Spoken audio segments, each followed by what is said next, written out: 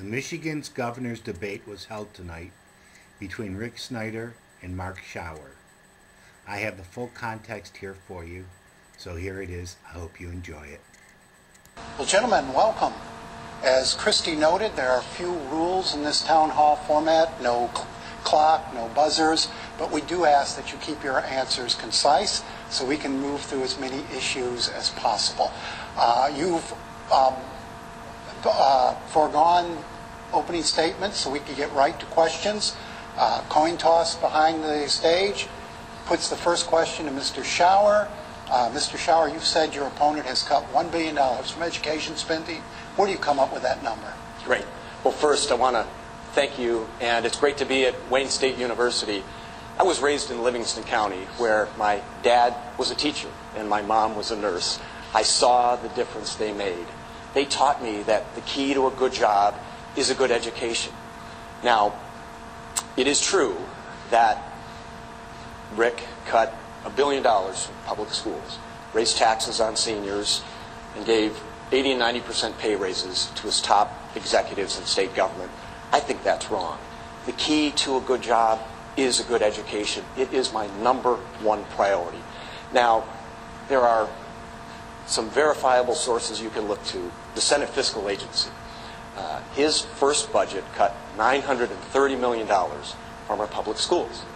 Now, he even told the Kalamazoo Gazette at that time, when he was visiting there, that those cuts would be difficult. He's right. His cuts to the classroom, the Per Pupil Foundation grant, he cut $300 per pupil. That hurts our kids. They're in more crowded classrooms. Teachers don't have the materials they need. Basic programs have been eliminated. Now, today, it is a fact that schools still have less per pupil dollars in the classroom when he started 4 years ago. But I'll close with this. Don't take my word for it. Talk to any teacher. Talk to school board members, parents, school districts all around the state. I even met with a group of parents in East Grand Rapids. They are going door to door, raising money on social media, and even holding bake sales to raise money for music, art, special education, and foreign languages. That's wrong. That hurts our kids, hurts our economy. Let's hear from your opponent. Governor, did you cut $1 billion out of education? No, Nolan. And actually, it's really clear. Let's make this really simple, because you hear about a lot of different things in terms of different pieces of that, different pieces of this. Let me make this as simple as possible. The year before I became governor, the state budget for K-12 was $10.6 billion. That's a number that doesn't change. The budget I just signed into law was $11.7 billion. So the budget I just signed is more than $1 billion higher than the year before I took office. If you take those 3 years in between and look at those budgets, it's $1.1 billion in a cumulative fashion more than if you would have taken that 10.6 each and every year. That's not an argument, an item you can dispute. And the part I would reinforce is I'd actually look at the free press. The free press actually covered it to say I've been truthful about my number for education. And unfortunately, our broken political system has people making up lies. It's not good for any of us. It's important to invest in education because kids are our future. I believe in it. And one thing I'm really proud of to add to that is not only is K-12 important, but we've become a no-wage state for preschool in Michigan. We've made the largest investment in the United States in dollars and percentage for preschool of any state in the nation. Why would we make that investment if we were cutting education? It's really to reinforce it, to say we need to focus on third grade reading. We're doing better in Michigan. We're at 63%, we're at 70%, but we need to get that number even higher. And that's what I want to work on in the second term, is let's grow that number. The other thing... We've got some other education issues to get to. I don't think you two are ever going to agree on the $1 billion cut, but I would ask Congressman Schauer, charter schools have been another area of contention over the last several months. Do you feel charter schools need more regulation? Would you put the cap back on? Absolutely, Nolan. Thank you for that question. The first thing I'm going to do as governor is put the money back that he took from our public schools. It is irrefutable. You can check, again, nonpartisan sources. There are less dollars in the classroom dollars that educate our kids than before he became governor. Now, one of the other problems that's hurting our schools, school districts all over the state. There are 48 school districts that are in deficit.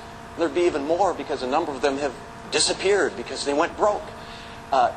Charter schools were allowed to expand with no oversight. It was a big mistake by this governor, and it's hurting our kids. Most of Stephen, the Free Press did an 8-day series on what's happened to our public schools. 80% of these charter schools are run by for-profit companies. Let me be clear. Public education should not be a profit-making venture. Dollars should get to the classroom to our kids.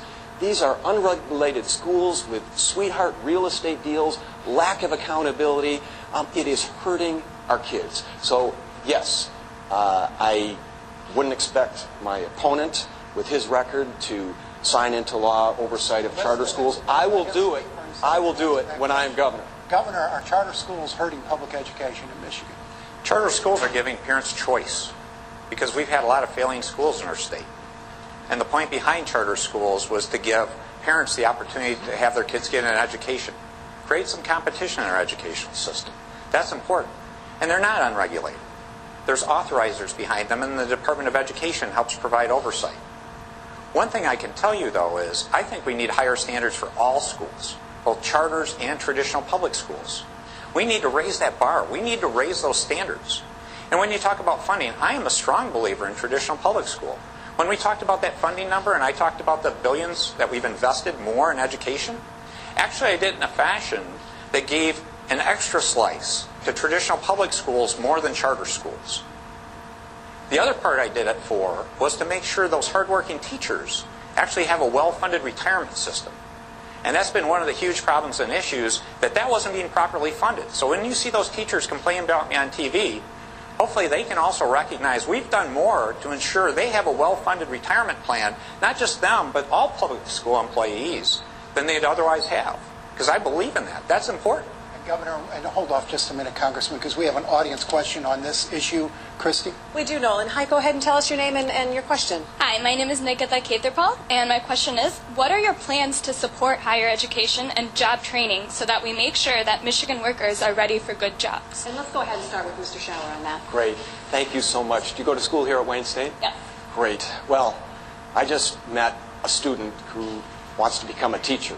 And by the way, I believe that educators are the most important profession in our society. She will be graduating with $32,000 of student loan debt. Now, she also told me about her boyfriend. I think they're going to get married, it sounds like to me, and he's a law student. He will be graduating with $100,000 of student loan debt. Imagine that combined.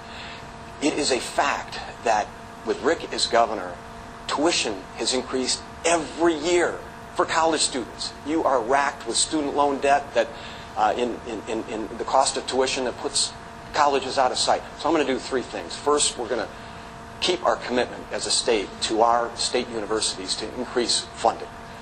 They were cut 15% by this governor in his first year. Wayne State was cut $42 million. Second, I'm going to provide more need-based financial aid for students so that everyone that wants to pursue higher education can do that. And third, we're going to put together a student loan revolving fund to help students like Brianna Bolton, who I met, the future teacher, and you, refinance that student loan debt so that they're not saddled with that and actually they can spend more of their income in our economy. I understand the key to building a strong economy is from the bottom up and middle out, not from the top down. Governor, same question.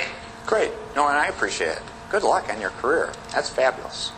If you look at it, higher ed is critically important. A couple key things I'll tell you because it is too expensive. First of all, we need to be more innovative on what we do, what we work on. And it was great. I just got my associate's degree a couple weeks ago from Kellogg Community College. I was really proud of that. And when I was in Battle Creek, I was talking to their programs. In Battle Creek alone, they have 1,200 students in dual enrollment.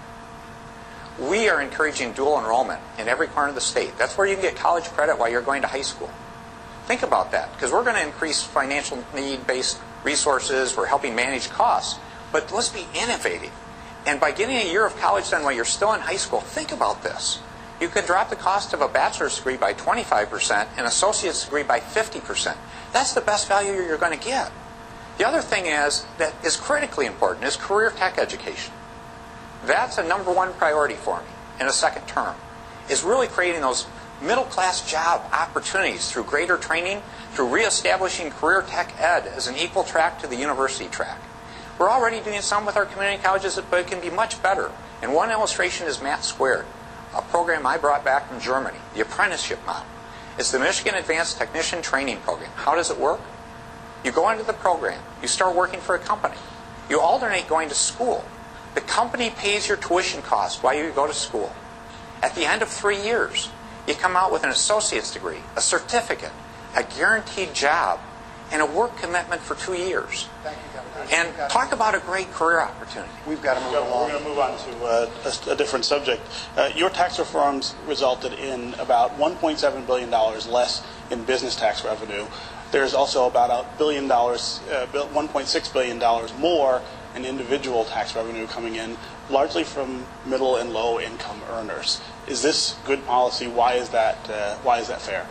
Well, let's start. We had $1.5 billion deficit when I took office. So we had huge problems because we had the lost decade before I came into office. And we've seen a big recovery. And what was the point of the business changes in terms of changing the tax law? Is to make it fair. It's about fundamental fairness, folks. If you remember all those companies that were closing up, part of it is they had a big tax burden. When you have to pay your taxes, you know how tight it was. We were putting an extra tax on our businesses to say not only do you have to pay the individual income tax, because most of these are small and medium-sized businesses, we're going to stick you with a second tax. If you went down to Indiana, why were all those businesses going to Indiana? They were marketing their greatest economic development tool was the Michigan business tax. It was killing jobs, folks. And what did we do? We got rid of that unfair tax and replaced it with a simple, fair 6% corporate net income tax. So the big companies actually are still paying the same, roughly. Except I got rid of all those tax credits, those incentives. And for the small and medium-sized business people, we have any small and medium-sized business people here tonight? We've got a few. You know what it was like. Think about this. We built a tax system that said the people that create jobs, because that's where jobs come from, should pay more than we pay on our salaries and wages. That's not how you create jobs, folks. What we made was a fair system to encourage job creation.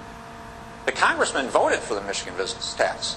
It's something we had to get rid of to be successful in this state. Congressman, you have said you wanted to repeal the pension tax, for instance. If you did that, how would you make up the revenue? And is that fair to be taxing 401ks, for instance, but not pensioners? Thank you, Stephen. I would urge everyone to read the column Stephen co-authored about a week ago that talked about this issue.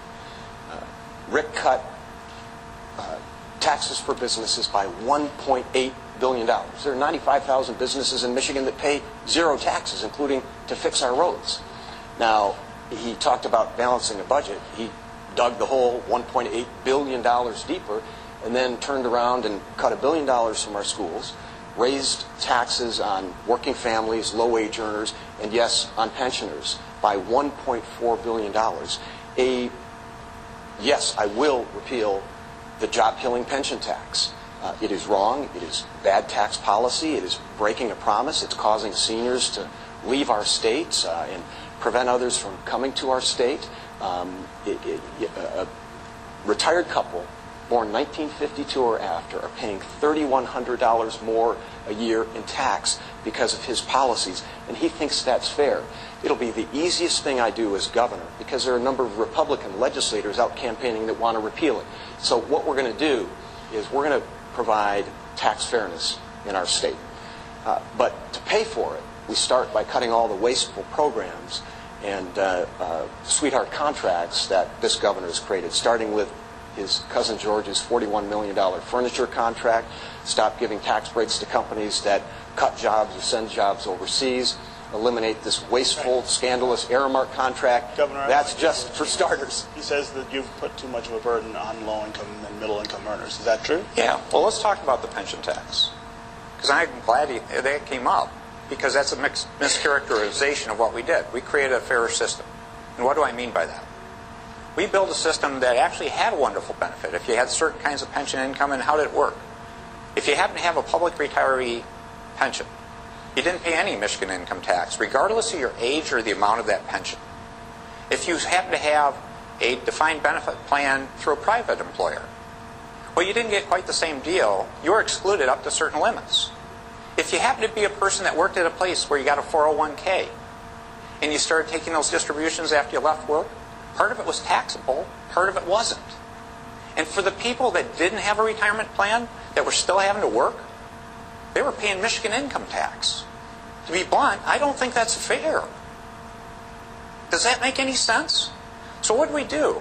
One, we realized we had a big benefit for a group of people, so we grandfathered in the seniors.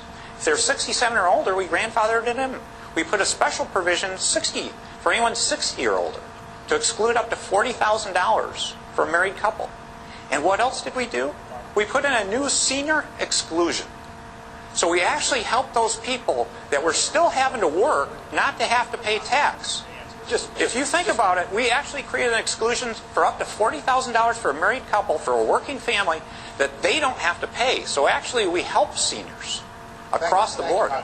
Just very quickly, our accountant governor is missing some columns on his spreadsheet, and it's called people. Jeanette Pizzo here is retired from Meyer. Her husband is retired from General Motors. They counted on that pension. I ran into a gentleman the other day who said he voted for you last time, and he was sorry. His General Motors pension is being taxed. He's paying $133 more a year in tax. He said, that's a utility payment. I can't afford it. It is wrong. It is bad policy. If you think that's fair, no wonder our economy is not working. I think it's fair to help working seniors, to say they deserve a break. People that didn't happen to have a certain kind of retirement income, they need help. Okay. And that's what we provided them. And the other part, Nolan, I'd like to mention is he's brought up a couple other things that had nothing to do with the question. He brought up my cousin and the furniture contract. So I'd like to straighten that out. Let's get the facts straight on that one. That contract, my cousin is a distributor, and I think it's somewhat disgusting that he's impinging on a good person's name. The contract's with Hayworth. My cousin's the distributor. That contract has been out with that Hayworth and then him as a distributor for 20 plus years, a couple decades. The last time it was renewed and went through the whole process of being reevaluated and re-signed, it was before I became governor. It has nothing to do with me becoming governor. So this is a professional politician, again, making up stuff. The other one he mentioned earlier was the investment officer, because I want to be fair about this. He said I gave huge raises to my officials. They're civil service employees, folks. That was approved by the Bipartisan Civil Service Commission. Okay, Governor. Because they're managing $60 billion. We've got a lot of issues to go through. I think we've gotten both of your... Well, let me just get one more line on this. Really? Think about it. The UAW, well, this is important. These people are managing, the head person is managing $70 billion. To give you a sense, do we have any UAW members here? Now, Governor, we have to move on. They pay their same person $499,000. We're moving off this issue. I think we could fight on this. I'll get back to it. We're not going to. We're going to talk about transportation and roads. Congressman, Michigan has some of the worst roads in the nation. How will you fix them? Who pays and how? Nolan, thank you. That is an incredible question. The three biggest issues I hear from people as I've traveled every corner of the state, every one of our 83 counties. It's school cuts, pension tax, and our roads. We are 50 out of 50 in per capita spending on our roads. It shows. You spend $2.5 billion a year collectively here on repairs to our cars because of the horrible roads. Now, I'll tell you what I won't do. At crunch time in the legislative process, where Democrats and Republicans were really trying to put a solution together earlier in the summer, I will not be in Manhattan with a billionaire hosting a fundraiser for me. I think we understand why he's now spending $2 million on behalf of his campaign. When I was in the legislature my first term, we solved this problem. That's the last time it was done. Now, John Engler was not AWOL. We had a bipartisan legislature. We did this together. I'm going to tell you what I'm going to do. First thing is, as a former member of Congress, the Transportation Committee, we're going to get our fair share from Washington. When I was there, I brought back $850 million to help fix our roads. And we have much more to do. And I know we've got some people here that are going to help us do that. Okay, Congressman, we have to hear from your opponent. We have to move this along. Governor, how are you going to fix the roads? Who pays? Yeah, and we're going to get a solution done. I hope in lame duck it should be a top priority. I've been calling for this for a couple of years because it is about safer roads, jobs for us, and getting rid of those repairs. Because how many people had a blown tire or bent rim in the last year? A lot of people did. And shouldn't we have invested that money in the roads?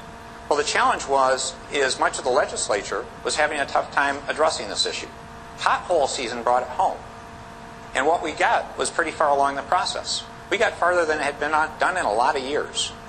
But it was an election year. So you found many legislators saying that they weren't going to vote for a revenue increase going into an election season. So we'll get through the election season, let's get it done, because it's for everyone's benefit. Better roads will lead to better jobs, save hundreds of lives a year, and make us much better off. That's why I've been calling for a couple of years. If the congressmen and the people back in '97 would have made it something other than cents per gallon, we most likely might not be even having this discussion today. Governor, thank you. And Christy, you have an audience question? We sure do. Go ahead and give us your name and what's your question? My name is Harris Kogel, and what is your stance on implementing mass transit in Michigan? And Mr. Schauer, we'll start with you first. Great. Harris, thank you very much. That's a great question. I've actually run a nonprofit community development organization that provided transportation transit services for the elderly and handicapped in Battle Creek. It is critical to help Detroit come back, to help our cities come back. We need transit. One of the reasons we need to fix our roads, and it is a question of leadership here, and I will lead in a bipartisan way to get this done, and my time in the legislature will help me do that in bringing Democrats and Republicans together. But there's funding in the transportation package for transit. Yeah, in terms of mass transit, I'm happy with what we're doing. Actually, we did something that hadn't happened for decades. We got through bipartisan legislation to do a regional transit authority. It was one of the great missing needs in Metro Detroit for decades. We got it done, and we're going to move forward with that. M1 Rail, we moved forward with that project. Again, we're helping transportation all over. High-speed rail we're doing in Michigan. So I'm very proud of the track record I have, because it's a great opportunity for the future, and it's one of those placemaking things that attract young people to Michigan and keep you right here. Thank you, Governor. Okay, Governor, Detroit, the city of Detroit has an emergency manager and is trying to get through a complicated bankruptcy. Is this the right policy, the right approach to the relationship between cities and states? Is there more the state needs to do to prevent cities from falling into those financial problems? And what do they need to do to help them out on the back end? Oh, that was a big question, Stephen. Yeah, Lots of kept questions. going there. Let me start the other way. That actually what we're doing now is we're working on an early warning system to help communities, because I never want to appoint an emergency manager. And it's not a subjective process, folks. It's an objective process. I don't simply decide that. Certain conditions in terms of a financial emergency have to exist first. And with respect to Detroit, I went through that in a very systematic way, trying to work with the prior administration in Detroit to say, let's just work together. That didn't work. We did a consent agreement to say the city needed to do certain things in order to get the city out of trouble. Those things weren't done. So then it came to an emergency manager. So I appointed an emergency manager. And then it came to the question of actually putting Detroit in bankruptcy. That was one of the toughest decisions to be made in the United States. It was the right decision to make. Look at where we are today. We're within a month to 2 months, most likely, of coming out of bankruptcy. We would have shed $9 billion of liabilities. If we hadn't have done this, the operating budget for the city of Detroit, more than 60% would go to paying past debts. There would be no money for services. In the meantime, while this has been going on, what's been happening? Street lights have been going up, trash is being picked up, public safety is improving, violent crime's down in double-digit percentages in the city of Detroit. All these good things are going on. And now we've transitioned back out, because my goal is to have the emergency manager come in, do their job, get out, be done, and get it back to the community with good oversight, though, so it doesn't fall backwards. Stop and think. Have you ever thought you'd see Detroit as well poised for a bright future as you see today? Okay, Congressman, you have opposed the emergency manager legislation. How would you handle all of this differently? Well, first, I believe in democracy. The people voted in 2012 to overturn that law. As governor, placing myself, becoming governor in 2011, I would have abided by the will of the voters. What I would have done is personally led. As governor, I will be in Detroit. I will work out of the office on Cadillac Place and be a full partner with Mayor Duggan for the comeback of Detroit. Mayor Duggan is supporting me because he knows that I will be a strong and active partner. We need good jobs in our communities, but what I will do as governor, in addition to personally lead, is put together financial transition teams where we can be proactive. And what our current governor has done, two things, is engaging in a strategy of fighting fires, fighting crises. Of course, $69 million revenue sharing cut for police and fire to the city of Detroit didn't help.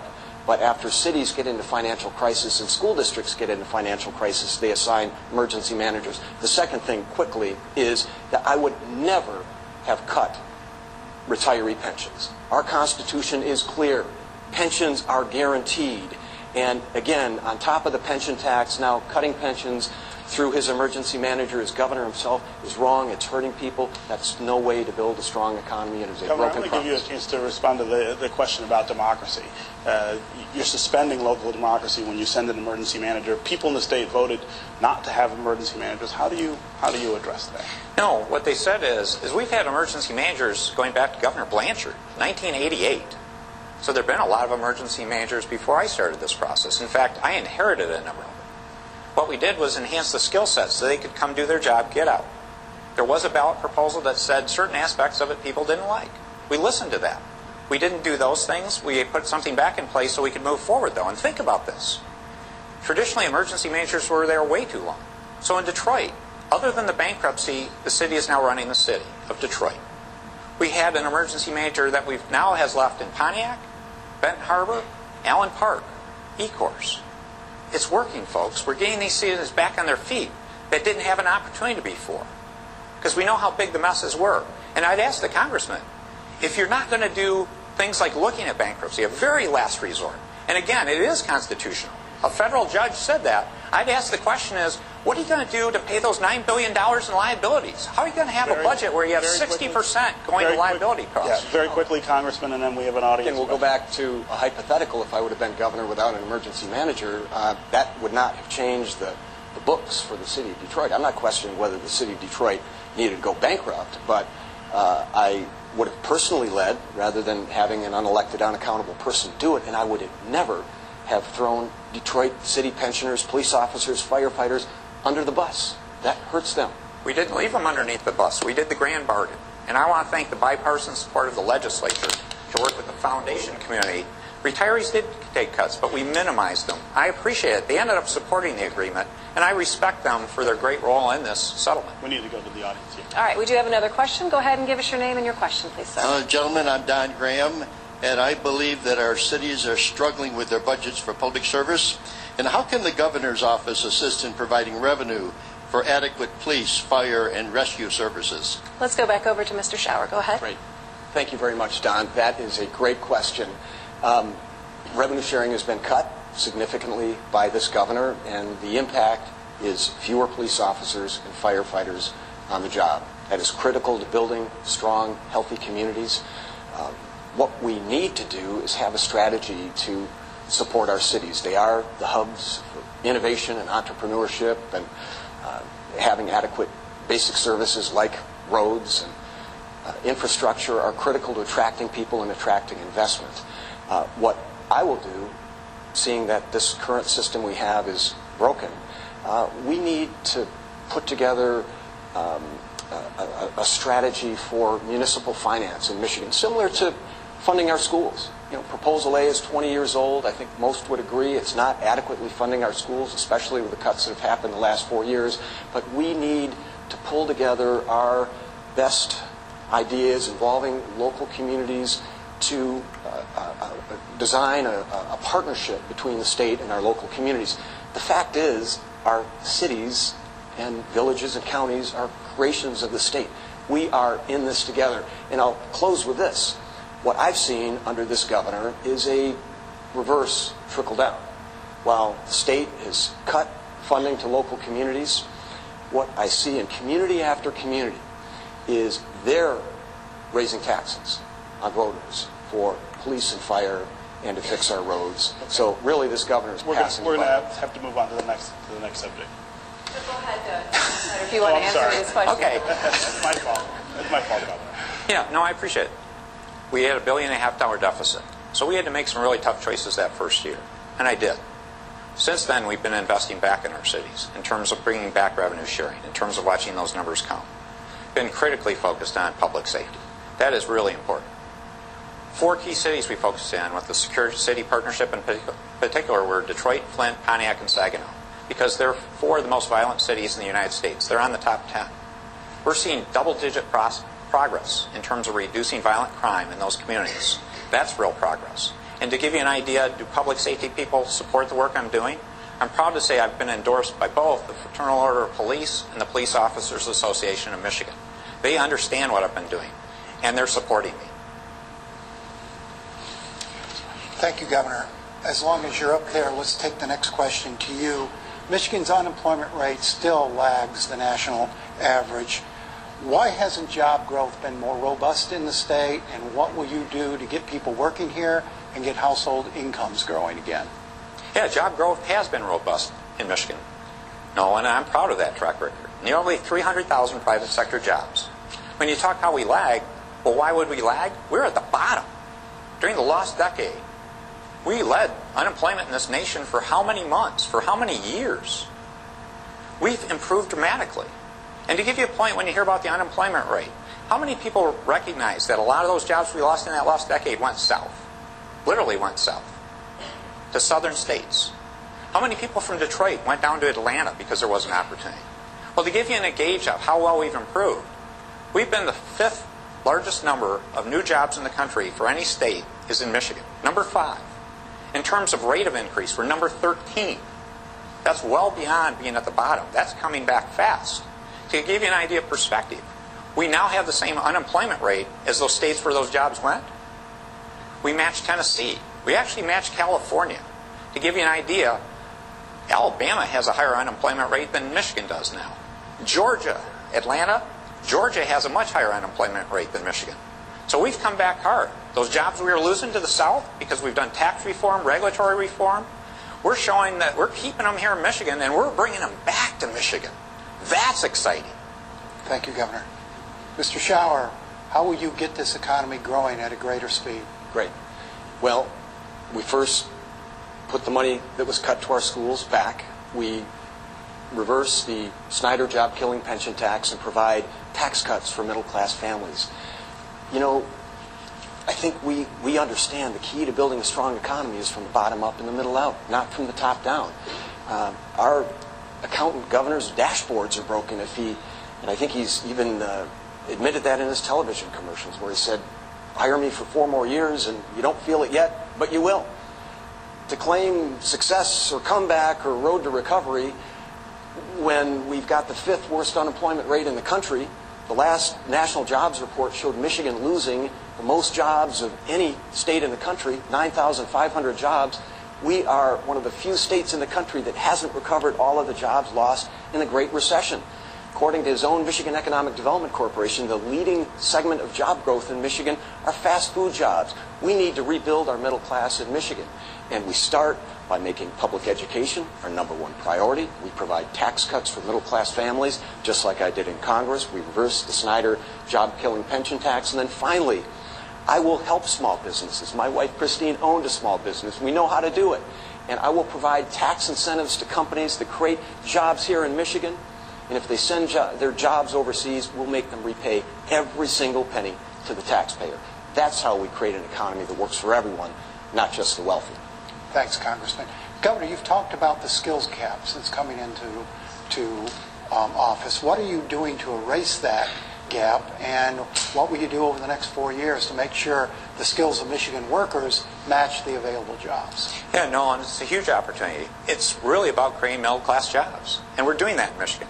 The congressman didn't have his facts straight. He liked to talk about the job-killing senior tax. He voted for the job-killing Michigan business tax. Now, you look at, in terms of job creation, the top priority are the skilled trades. And when I say skilled trades, that's everything from manufacturing to agriculture. I mentioned Math Squared, the apprenticeship program we put in place. There are so many great opportunities to create that job path, and we're doing it. And it's working in our state. One thing, that's why I really want to ramp up, though, is helping people become career connected. There are so many different programs. We're helping the people that are in real need, though, the structurally unemployed, with programs like Community Ventures, where we're taking people that never had a job opportunity and giving them an opportunity. We're putting them to work. We're finding that nearly a 70% retention rate after a year. They're making over $11 an hour, and now we're putting programs on top to give them upward mobility, to get them in those skilled trade programs. It's a giant opportunity here in Detroit. With the bridge coming, with M1, with all the entertainment district, what a great opportunity for skilled trade jobs in our state. That's my top priority in a second term, is to really bring back skilled trade training, career tech education. Thank you. Congressman? Yeah, thank you very much. Great question. One of the industries here that most needs skilled, trained workers is the auto industry. I was there in Congress when it counted. We rescued the auto industry and saved tens of thousands of jobs here in Michigan. Rick said that was overblown. I think he's wrong. Skilled workforce is the key to making Michigan competitive, to create a high-wage, high-skill, high-growth economy. That is my goal as governor. After I left Congress, I worked for businesses in Michigan and skilled trained workers through the union construction trades. And they are building our new energy economy. I've seen it firsthand.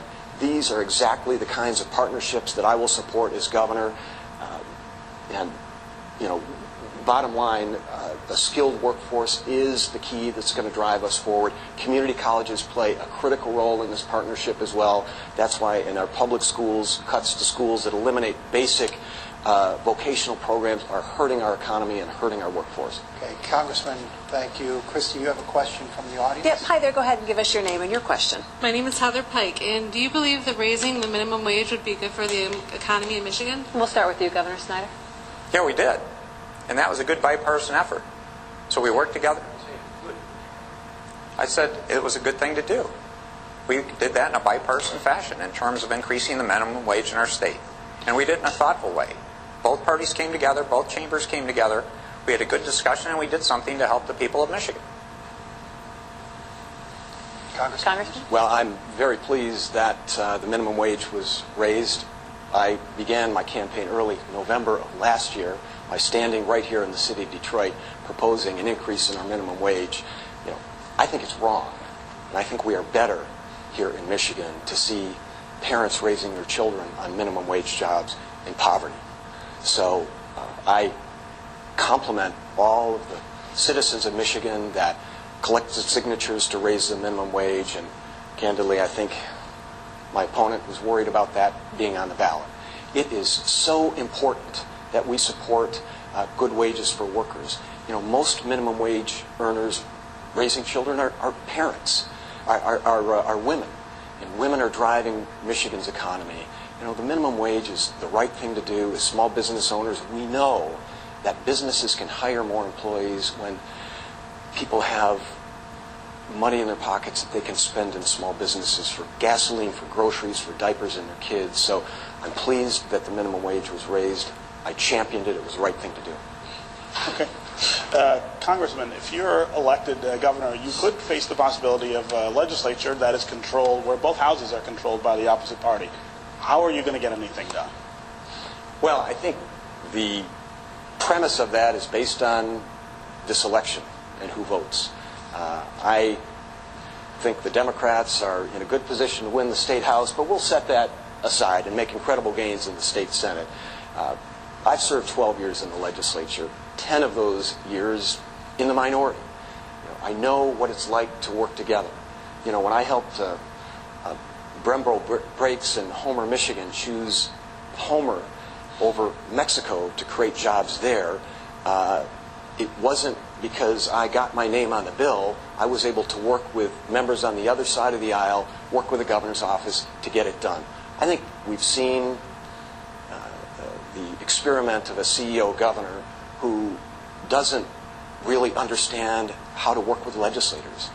I know I will value the legislative body. I will spend time with them with my sleeves rolled up, whether it's fixing our roads, whether it's helping to invest in our schools, but we will need bipartisan solutions. I believe our best solutions are bipartisan ones, and we need a governor who understands how the legislature works, respects how the legislature works and is willing to roll up his sleeves to find bipartisan solutions. And I'm going to say one more thing.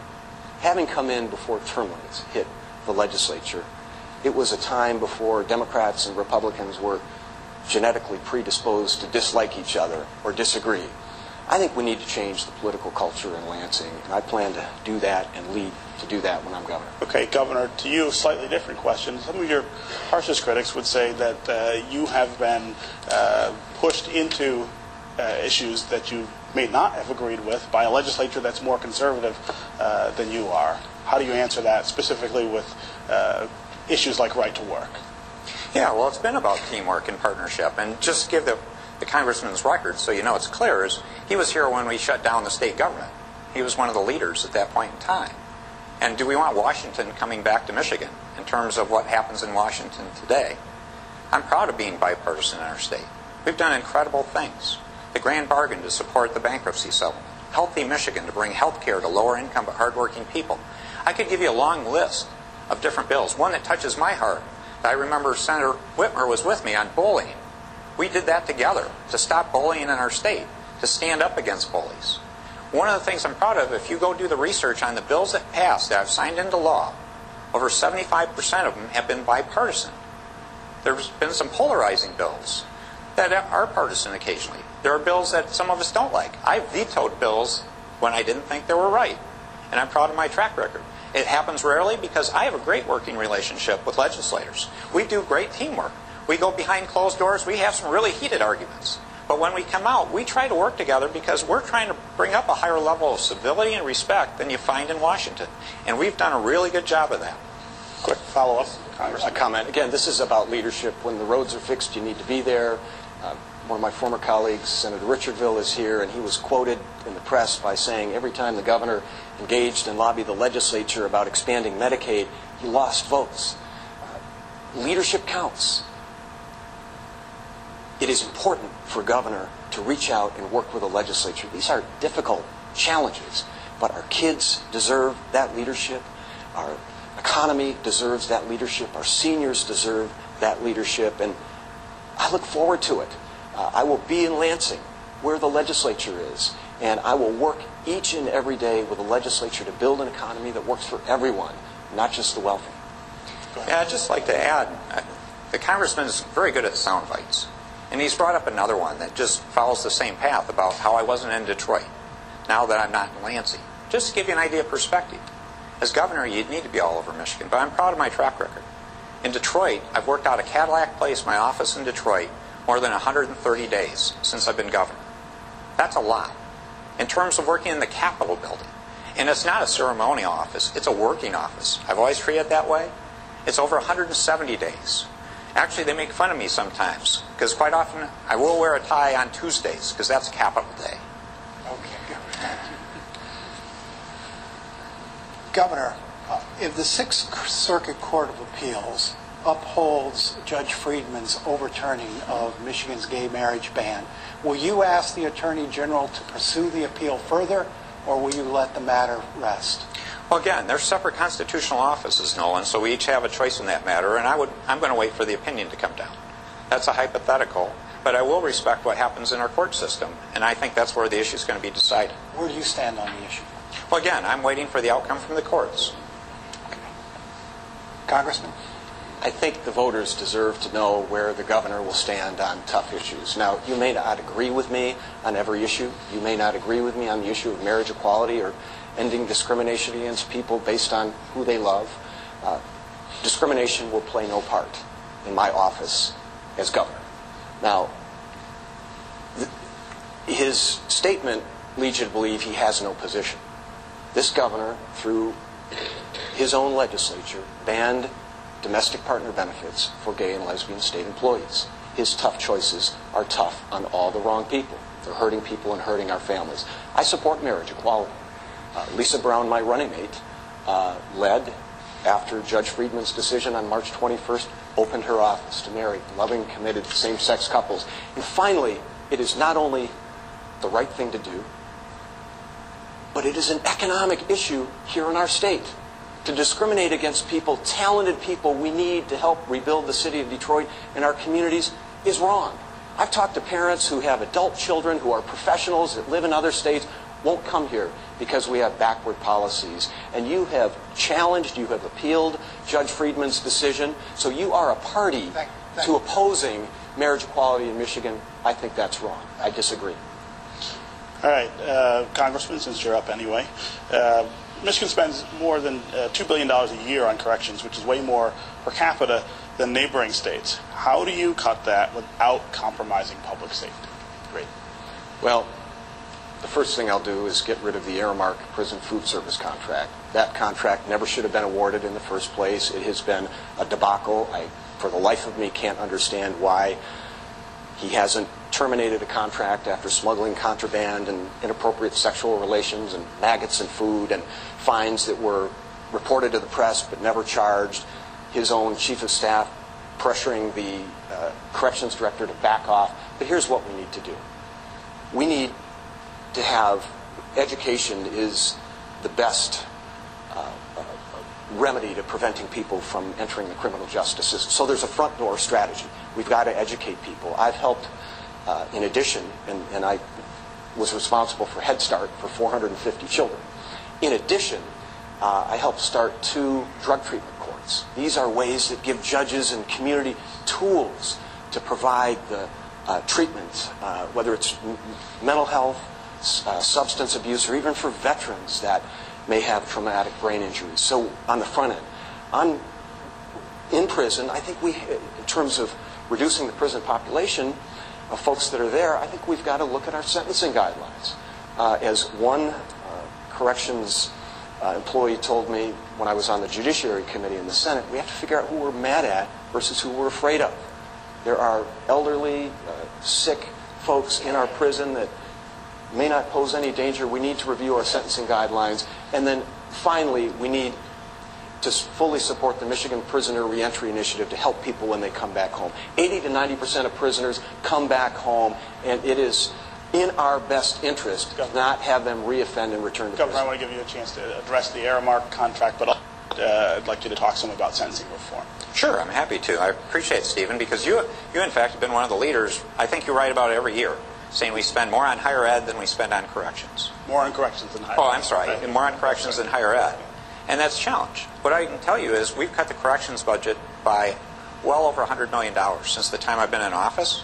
If you look at the actual number, it's not come down in terms of numbers because now we're properly funding retirement programs and other things for the workers that wasn't being done before. Those hardworking employees again. But we've significantly reduced our cost in terms of corrections. But we need to do it in a smart way because public safety needs to come first.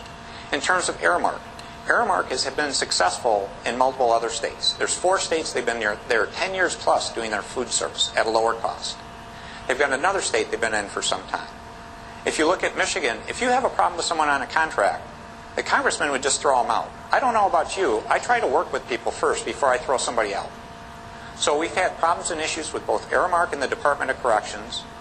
I did fine them $200,000 that we're paying for an expert, a person that's run corrections in 2 states, it's a former corrections officer, to come get to the bottom of it, to come get the solution to work, or we will take action. Then with respect to corrections in general, I think the congressman's been reading my white papers and my papers again. We are doing sentencing reform that's actively underway.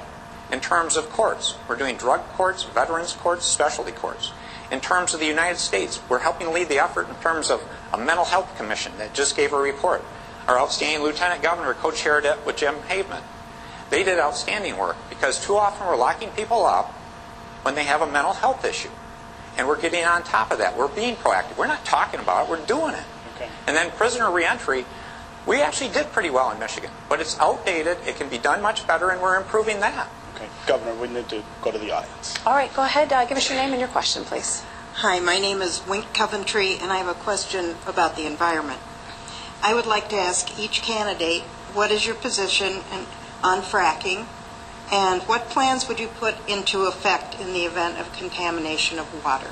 Congressman Schauer, you want to We've got start? 45 seconds each on this one because we are coming to the end. Well, let me be clear. Part of my jobs plan, which you can read at markschauer.com/jobs plan, talks about energy in the environment. And I will never sacrifice the environment for jobs. It's either both or neither. as the Great Lakes state, our quality of life after our people is our most precious asset. So we must protect our natural resources. I also want us to stop spending $24 billion a year on imported energy. That's why I've been a leader in growing the renewable energy economy here.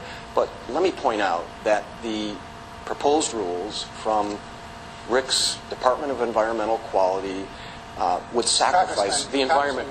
They were weak. Done, Governor? Yeah, I appreciate it, because we do want energy independence in this country. And to be open with you, fracking is one of the most effective tools to do that, but it's got to be done right.